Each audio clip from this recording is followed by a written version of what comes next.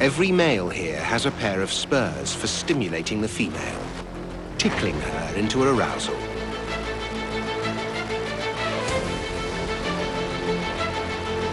The guys have to wrestle to win this serpentine battle for sex.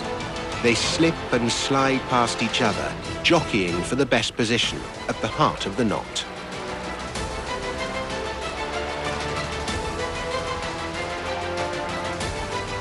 It's a death-defying love match, because the female at the center of this knot can come away from it with more than 80 fertilized eggs, and perhaps a belly full of male anaconda.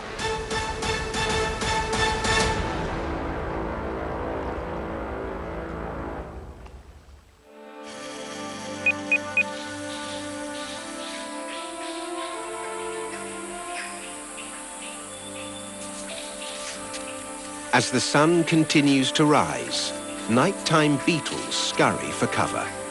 In the dark, they are relatively safe. But in the full light of day, beetles can be just morsels waiting to be caught. Any beetle unfortunate to lose its footing can be at grave risk. And not from drowning. Because these waters also hide giants. High above the Amazon, a harlequin beetle stridulates in warning.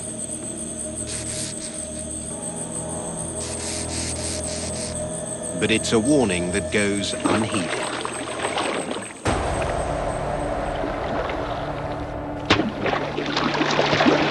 The Amazon's arowana fish are deadly predators below and above the waterline.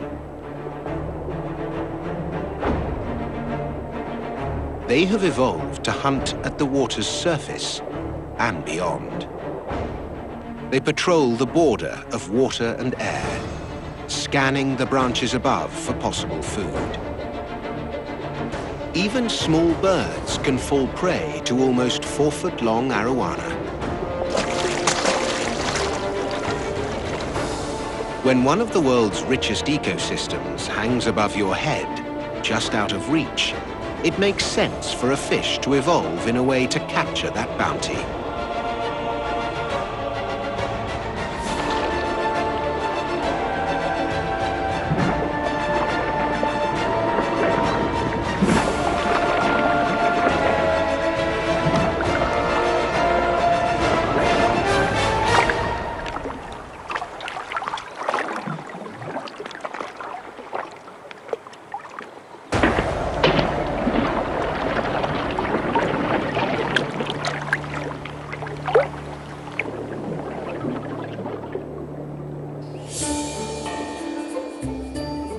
Beyond the splashing of the arowana, most of the forest is still enjoying a peaceful rest.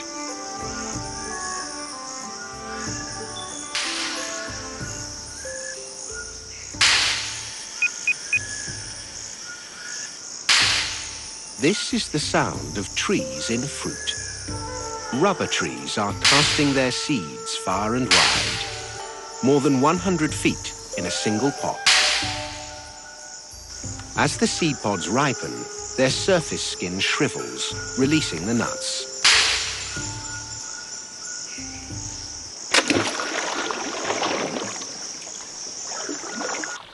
These hard nuts are well protected.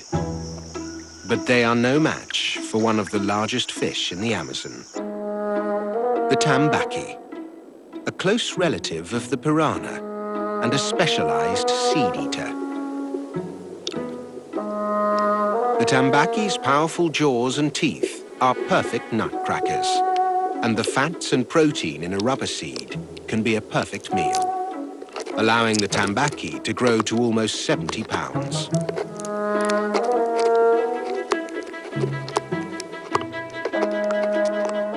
The Amazon at this time of year is a fish's paradise.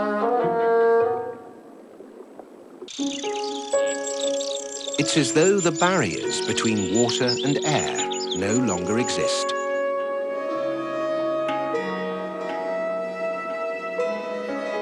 For these splashing tetras, today is birthing day. and the birthing suite is far above them. A courting pair duct and move. They seem excited at what is to come. They are preparing for one of nature's most remarkable spawning achievements.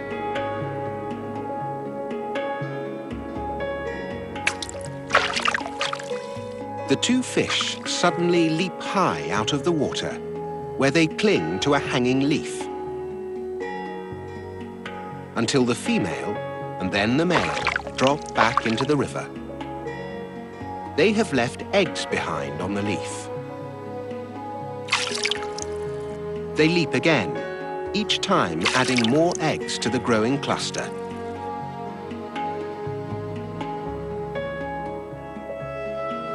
But the performance isn't over. The female swims away, and now the male must begin the job of preventing the eggs from drying out in the equatorial sun. For at least 2 days, this will be his contribution to the upbringing of his offspring.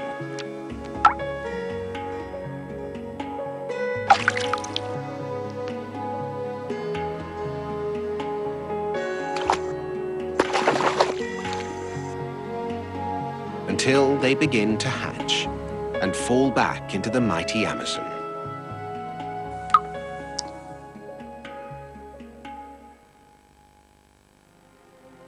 As the sun continues to move across the Amazon, sunlight begins to strike to the west of Brazil. The next stop in this equatorial journey is the birthplace of the Amazon. The equator's Amazon River has many mothers, but all of its tributaries flow down from the giant green wall that is the Andes Mountains. The equator intersects with the Andes in the nation of Ecuador. It is mid-morning, and in the high mountains, the day is only just beginning to warm. This valley is home to a female spectacled bear. Spectacled bears are named for the markings on their faces. She has a mask as unique as a fingerprint. Her cub is nearly a year old. He will soon be independent, but for now, he's his mother's pupil.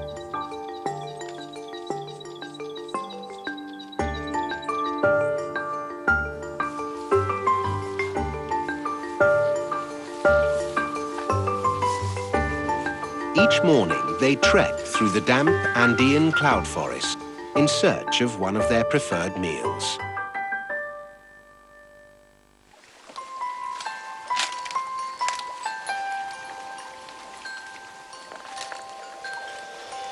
Bromeliad plants are the green water pitchers of the South American jungles. These relatives of the pineapple form a vase shape as they grow that captures water, which many animals take advantage of. Many bromeliads grow high up in the trees to catch as much sun as possible. So that's where the bears must go. Spectacled bears are South America's only species of bear and are often considered the best climbers in all the bear world.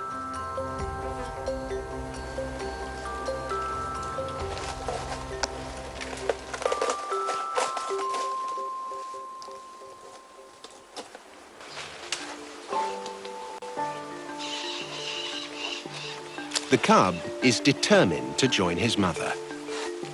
But although he has the will, he is not yet capable.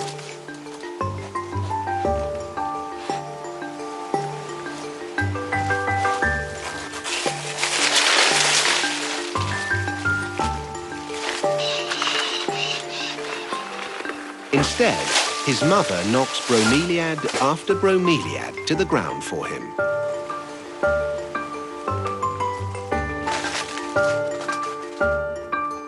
Spectacled bears are mostly plant eaters, but birds, small mammals and insects are also on the menu.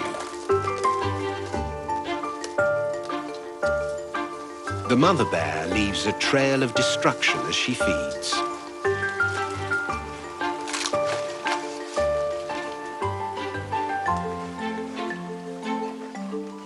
The cub is a fast learner.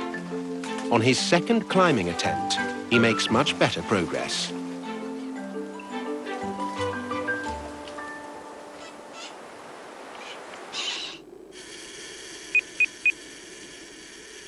Not all of Ecuador is wet and green. On the slopes of the Cayambe volcano, conditions can be cool and the land dominated by grasses. At more than 18,000 feet tall, Cayambe is the highest point on the equator and is one of the only spots on the equator with snow cover. It's warmer now, but last night temperatures dropped to 21 degrees. If this baby vicuña had been born then, he could have frozen to death. But female vicuñas almost always give birth during the day, to give their offspring the best chance of survival.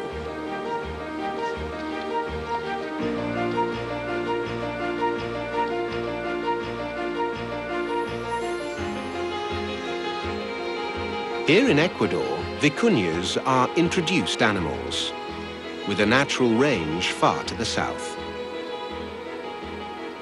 But with superb adaptations to living at altitude, they are right at home here under the equator.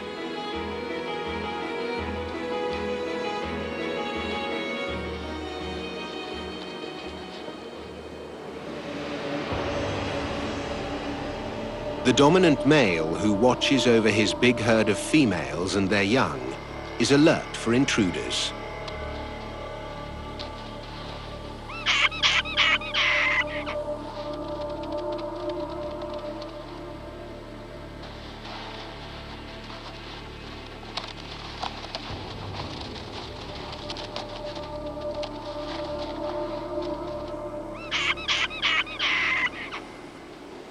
Because females mate soon after giving birth, birthing season collides with mating season here in the Andes, and bachelor males are drawn in to try their luck.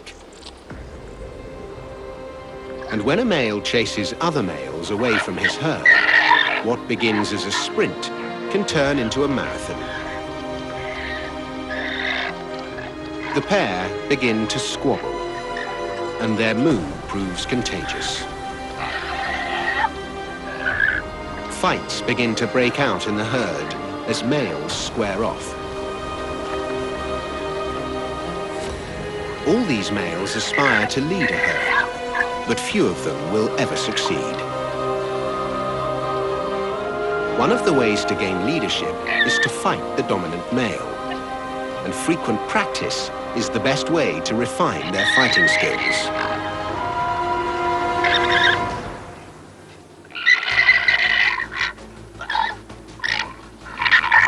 The sparring partners bite and kick and attempt to bring their opponent to his knees. Size, strength, skill, all factors which will determine the winner.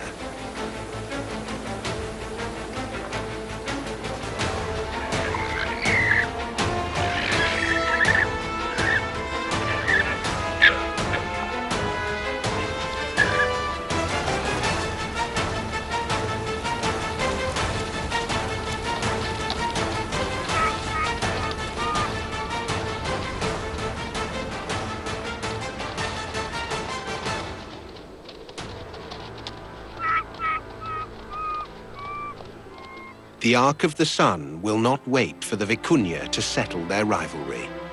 It moves on, traveling westward at just over 1,000 miles per hour to shine down upon the legendary Galapagos Islands.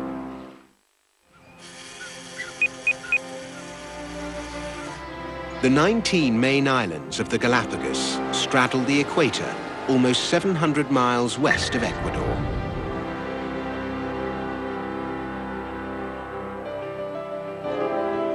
It is late morning, and the temperature has yet to make it past the high 70s. because the Galapagos are forever cooled by the cold ocean currents flowing up the west coast of South America. The day is hours old before the Galapagos marine iguanas have warmed enough that they can begin their day. As cold-blooded reptiles, it takes the heat of the sun before they are roused into life after a cool night. Big male iguanas make their way down to the water's edge. They face